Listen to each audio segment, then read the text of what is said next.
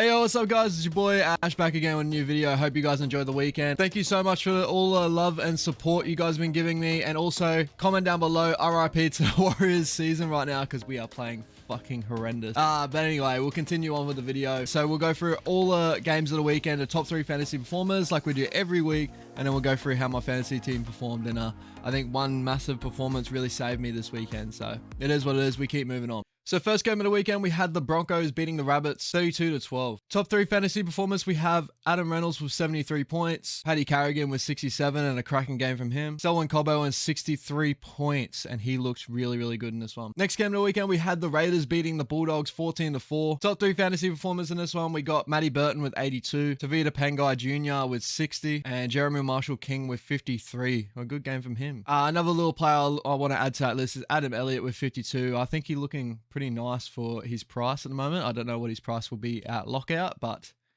definitely have an eye on him. Next game, we got the Panthers versus the Eels, and the Eels getting this done 22-20. Top 3 fantasy performers in this one, we got Isaiah Papali'i with 81 points, Api Coruscant with a cracking game with 72, and my man, the one we traded for last week, Reed Marnie with 65. Just quickly too, by the way, guys, this is one thing I didn't notice myself, and I expect everyone else to go look into it, but check out Reece Robson's season at the moment. I think he's having on par or maybe even better season than Reed Marnie. One of the boys in a comment, shout out to you, bro, actually pointed it out to me. Didn't even notice, really. Like, it's going unnoticed at the moment. But if you put a silhouette over both players and you read out both stats, Reed's actually not having that good a season compared to Reece.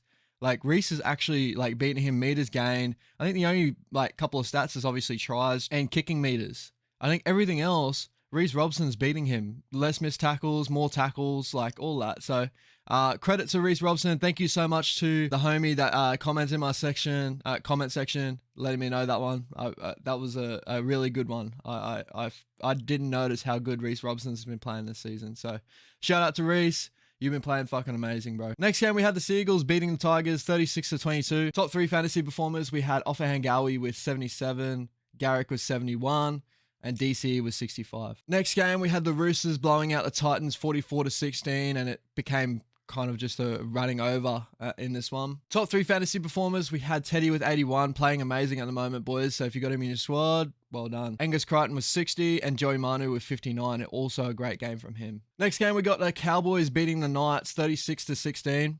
First half looked really, really close, and come the second half, the Cowboys really put it together and showed their class. They are looking amazing this year. Top 3 fantasy performers, we got David Clemmer with 59, Ruben Cotto, who had a cracking game again, 59, and Reece Robson with 58. That's the guy I was looking for. Next game of the weekend, we got the Storm beating the Dragons 42-6. Top 3 fantasy performers, we have Harry Grant with 91. Amazing game from Harry. He was all over the park. Cam Munster with 80. Again, just a fucking classy player. And Ryan Pappenhausen, even with injury, is 57. So I'm not sure how bad the injury was. They reckon grade 1 hamstring strain. So I think he might be resting maybe next week, but he'll be back around. And we had the Sharks beating the Warriors 29-10 in it. Fuck, the Warriors, man. Bro, so frustrating. This game was so frustrating to watch. But all credit to the Sharks. They came out and they played fucking amazing with 12 people on the field for most of the game and then 11 at one point and still beating us within that period. So all credit to the Sharks. They played fucking amazing.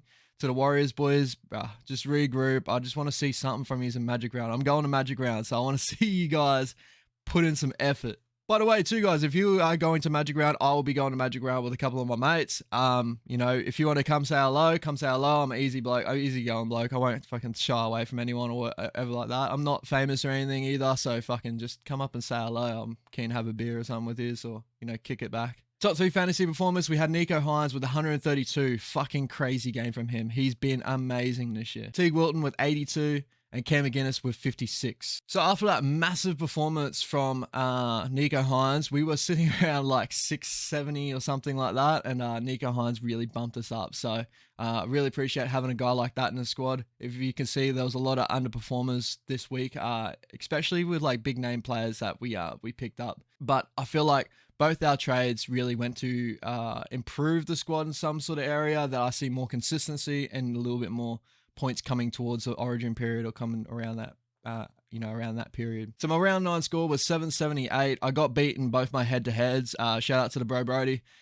fuck, man, your team competed really, really well. And it coming out with a 900 score just at the end of the day, like Nico Hines as a captain, bro, you picked it perfectly. So, I was down and out this week. I had to lead all the way to that last game, and I was about to message him and be like, yo, like, you got to beat me. Like, I could just see it happen. So crazy games. But we keep moving. Overall score, we had a 7,041. My overall rank is 31,000. Not the best week overall from me. I think that's a couple of weeks in a row. I haven't been playing amazing in fantasy, but we only get better. I think it's all how to get your team all together coming towards to the end of the season anyway. So don't expect anything too crazy from me. All right, so my wing fullback position, we had Teddy with 81 points. Fucking amazing. I see him continuing on this great form at the moment and all the way up to Origin. So definitely amazing to have him in my squad. Stephen Crichton with 40, not too bad at all. And I expect a little bit more out of him now because he's got To'o on his side. So they have to be more of a balanced attacking side.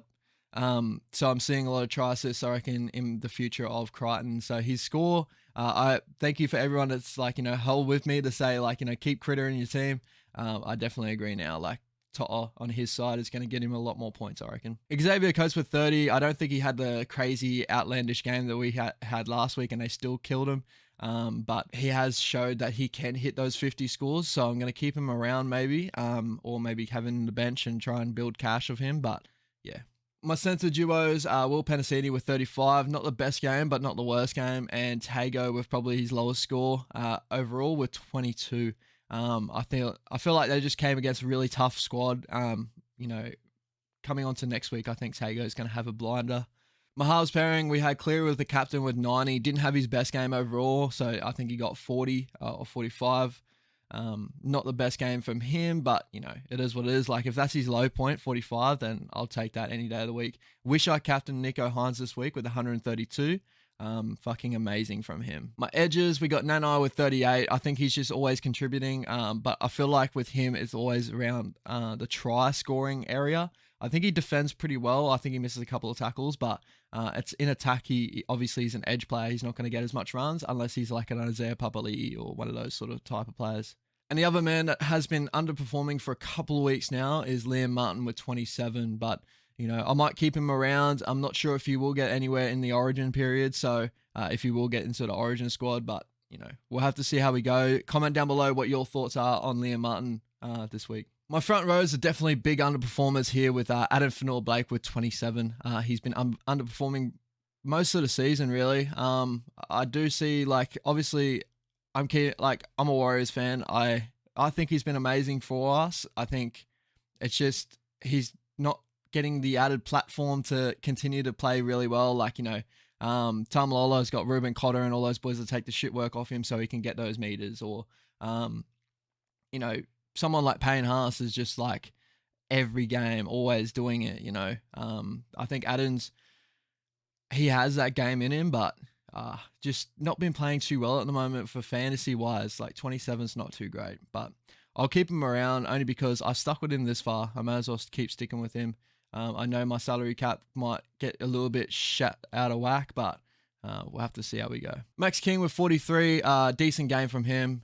He's always been good. I didn't mean to put the vice captain on him. It was mainly because Payne Haas got pulled out of the squad. I didn't change my vice, but I knew Nathan's going to be captain either way, but And Jace with his first game, big Tamalolo with his first game for the Boogie squad with 38 points.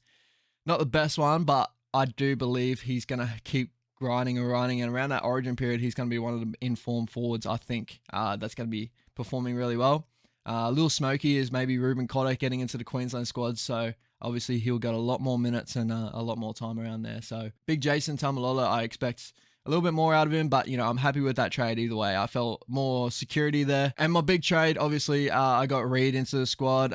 Again, that comment, Reece Robson, you put me in a spin. I was contemplating both of them. As I said, I think I was just more so looking at someone I know consistently can be there. But Reese's having a fucking amazing season. So if you picked him up, well played, man. He's playing fucking out of his skin. So definitely keep him in your squad. But Reed, for me, is just a little bit more like, I know what I'm going to get from him, and I need that from my squad at the moment, especially the way we scored this weekend. Brendan Smith's with 36, so he's gotten a little bit more. I think he's got more in him, especially around Origin period. This is why I kept him around. I think he's going to build so much cash with me around Origin time, so I'm excited. And that new hair color, I don't know about it, but, you know, played amazing anyway, so, 36 is not too bad. Tuolangi with 18 didn't really have the best game, unfortunately, with a couple of errors there, and like, you know, that no try. If it was a try, obviously he'd be up there. I think he'd be doing pretty well, and he would have had momentum in that game. So 18, it sucks. Isaiah Tass with 15 didn't have the best game this weekend, but he came up against an informed Katoni Stags. Defensively, it's a bit hard to beat someone like that. I saw him try to skip on the outside of Katoni about 3 times in that game, or 2 times, and got like gobbled up by Stags because he's a better defender either way. So it is what it is. I think he's get better next week, and obviously with the Warriors squad, I feel like he's going to have a pretty decent game. And Kobe Hetherington pretty much came to the brink of maybe me trading him this week. He actually had a good performance with 41 points, and I think I'm going to keep him for another couple of weeks and see how he performs. 404k, I don't know, it's on my mind, but I'm going to probably keep him around for cover, either in mid or hooker. As I said, I got Brendan Smith as well with mid or hooker cover. But I will be looking around maybe for another, maybe half, or maybe edge cover, I think, is probably my smartest decision. And to finish off the video, we got Blake Taff with 24 points, Cooler with 23, not too bad, and then Wishart with 41 points, played really, really well in that game. It depends on how many minutes that man gets, but I think he's a good performer, so hopefully build some cash for me. Payne Haas, hopefully back deck this week coming for Origin period, for Magic round. So I'll put him back in the squad if he gets there, and I feel like my forward pack will be looking pretty decently. So yeah, guys, give us your thoughts on the team. Give us your thoughts down below. Remember, comment RIP for the Warriors season down below. Like, fuck, man. I can't believe we played like that, but it is what it is. We get through another week of fantasy football and football in general. Again, I'm going to Magic Round, so if you want to check out, say hello. I am going to be in the Warriors section of Magic Round, so it's up to you guys. If you're going, just say hello. But yeah, appreciate you guys. Peace out.